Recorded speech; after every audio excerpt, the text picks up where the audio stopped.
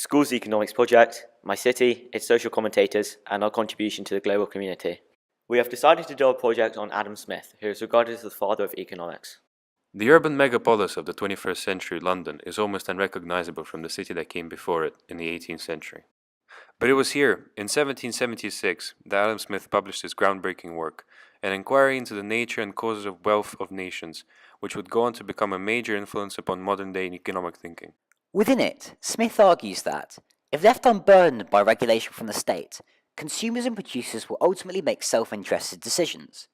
The consumer is permitted to choose freely what they wish to buy, and the producer makes their own active choice on what to sell and how to produce it.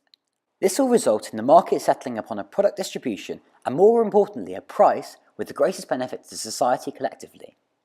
This reasoning underpins some of economics' most basic concepts. For example, the supply and demand curve relies upon the fact that producers and consumers each act in their own interests and so agree on a price, known as the point of equilibrium, that is beneficial to both of them. Consumption is the sole end and purpose of all production, and the interest of the producer ought to be attended to only so far as it may be necessary for promoting that of the consumer.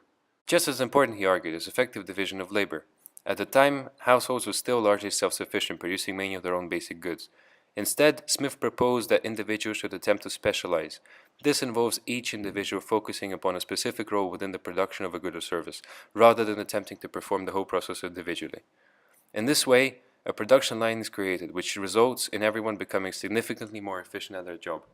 There are three main reasons for this. Firstly, the concept of learning by doing. As an individual performs a task repeatedly over a period of time, they perfect their technique to maximize their productivity and acquire new skills that allow them to carry out the task more efficiently. Secondly, differences in natural ability.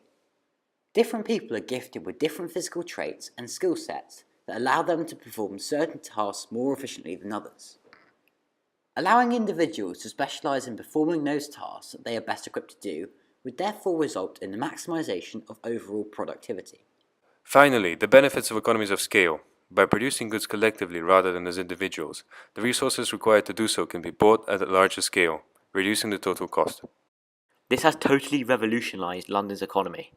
The Industrial Revolution, which transformed London into a global hub of economic activity, was only possible thanks to the specialization proposed by Smith, as factory production lines became the backbone of the British economy. The specialization has been crucial for the exponential growth in productivity, which has been vital in London's GDP per capita surpassing $60,000 today.